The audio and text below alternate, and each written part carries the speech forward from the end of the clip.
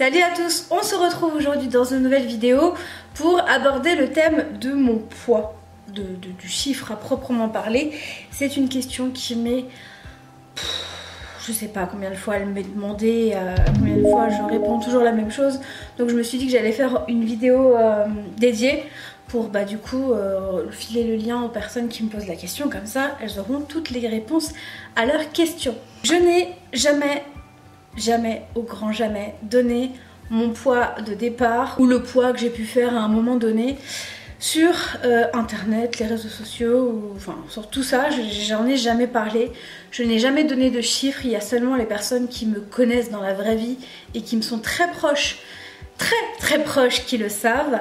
Alors c'est pas une information que je n'ai pas envie de donner, mais c'est une information que je ne trouve pas, en tout cas moi, importante. Ce que je trouve plus important, c'est l'évolution qui est donnée à la perte de poids des gens ou à la prise de poids, hein, ça peut être pareil pour les prises de poids.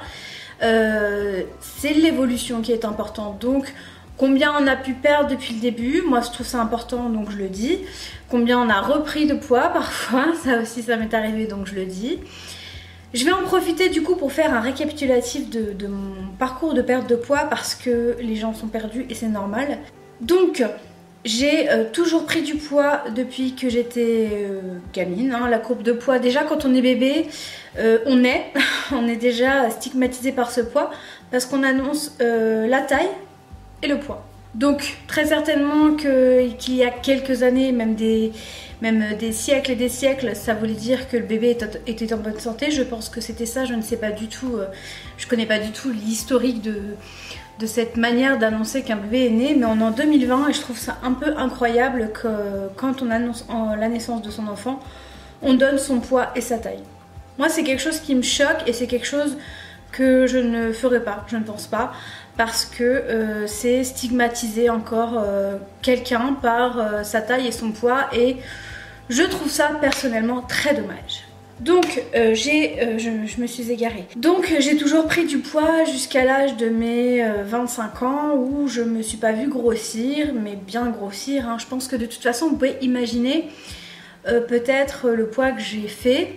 Et donc à un moment donné j'ai été atteinte donc de mon lymphœdème et c'est lorsque cette maladie s'est déclarée officiellement, on va dire, pour moi ça veut dire que la lymphe a commencé à sortir de mes jambes, que j'ai commencé à m'intéresser et à m'alarmer sur mon état de santé. Donc à l'âge de 25 ans, aujourd'hui j'en ai 33, bientôt 34, à l'âge de 25 ans, je venais d'arriver à Strasbourg quasiment, et donc j'étais malade et c'est là où j'ai atteint le plus haut poids que j'ai fait de ma vie, qui était très conséquent. Et ensuite s'en est suivi un vrai suivi médical grâce auquel j'ai réussi à perdre 100 kg en tout, en l'espace de 1 an et demi à peu près, je crois.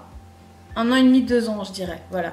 Donc j'ai eu 9 mois d'hospitalisation, j'ai eu 2 opérations, donc le bypass et l'opération de mes jambes pour la chirurgie réparatrice. Et ensuite j'ai continué ma vie de mon côté, j'ai continué à perdre du poids, j'allais à la salle de sport, mais vraiment salle de sport que j'ai abandonnée parce que ça ne me plaisait pas du tout. J'ai ensuite fait une fausse couche qui m'a littéralement détruite et qui s'en est suivie du coup d'une prise de poids d'une 40aine ou 50aine de kilos environ. Donc en résumé, j'ai perdu 100 kilos, j'ai repris 50 kilos et maintenant de ces 50 j'en ai reperdu 22.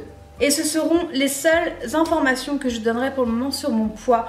Je ne veux pas le divulguer parce que c'est pas un secret, j'en ai pas honte, même si je me demande comment j'ai fait pour arriver à ce poids-là. Mais je trouve pas que ce soit une info très nécessaire et vitale pour pouvoir continuer à suivre mes aventures. C'est pas le plus important en fait, le poids dans la perte de poids, malheureusement c'est pas le plus important. Le plus important c'est de la manière dont on l'entreprend, c'est de la manière dont on le vit et les choses qu'on met en place pour pouvoir arriver à perdre ou prendre du poids, parce que ça peut aller dans les deux sens. Est-ce que je vous dirai mon poids un jour? Oui, je le vous dirai quand j'aurai atteint les 99,9 kilos. Je ne vous les dirai pas avant. Et donc, vous avez encore un petit moment avant que je vous les dise. Voilà, ça peut vous donner un indice. À moins que mon lymphœdème d'un simple miracle s'en aille, et là, je pourrais atteindre le poids de moins de 100 kilos. Quel poids je veux atteindre? Ça, c'est aussi une question qu'on me demande beaucoup. Je n'ai pas d'objectif poids. Je ne sais pas quel est mon métabolisme de personne mince, on va dire. Moi, je veux juste me sentir bien, pouvoir avoir des enfants correctement, pouvoir jouer avec eux, pouvoir me baisser, pouvoir me mouvoir, pouvoir respirer correctement. Voilà, c'est tout ce que je veux. Je n'ai pas d'objectif. Alors, je fais 1m56, donc je dois faire 53 kg. Non, pas du tout. Je veux un poids santé. Voilà, et je veux pas un poids médical et rentrer dans les courbes. Même si le poids que je ferai au final ne rentre pas dans les courbes de la médecine, eh ben je m'en fiche. Il faut arrêter de faire une fixette sur le poids. Personnellement, j'évalue mes changements en fonction justement de mon endurance, de ma manière de vivre, de me mouvoir, et pas par rapport au poids. Ça veut rien dire. C'est une bonne indication, mais absolument pas une fin en soi. Alors, combien je fais de kilos? Vous ne le saurez pas aujourd'hui.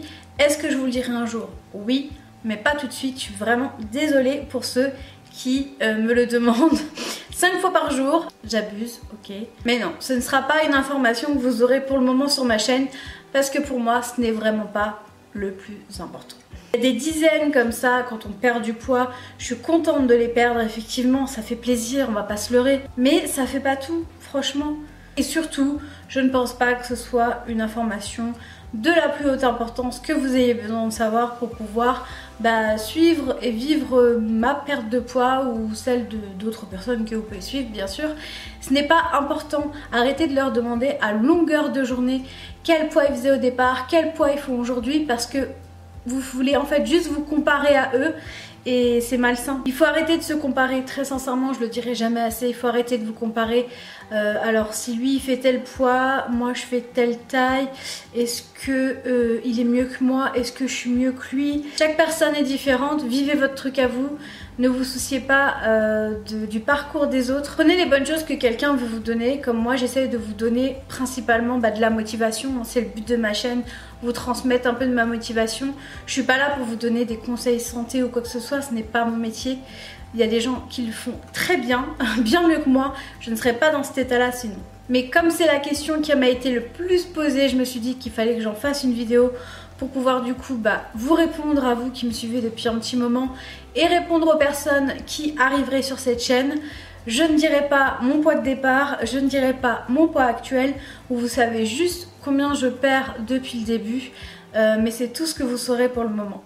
Si vous avez d'autres questions que ces deux petites choses-là, vous pouvez les poser dans les commentaires et j'y répondrai avec grand plaisir parce que ce sont vraiment, je crois, les deux seules questions auxquelles je ne réponds pas jamais, je crois. J'espère en tout cas que vous ça va, que vous êtes toujours aussi motivés, que janvier vous a donné un nouveau souffle. Moi franchement janvier ça m'a redonné un petit souffle parce que voilà, moi vous savez très bien que je suis pas une fille de l'hiver. Je le dis très souvent, je n'aime pas. À partir du moment où on arrive au mois d'octobre jusqu'à mars, je suis pas très bien. Voilà, j'ai besoin qu'on m'insuffle un peu de motivation. Du coup, je regarde un peu, beaucoup même, de comptes qui me motivent. Et j'espère que ma motivation en tout cas arrive jusqu'à vous et que tout se passe bien pour vous. Je vous embrasse et je vous dis à très bientôt dans une nouvelle vidéo. Ciao!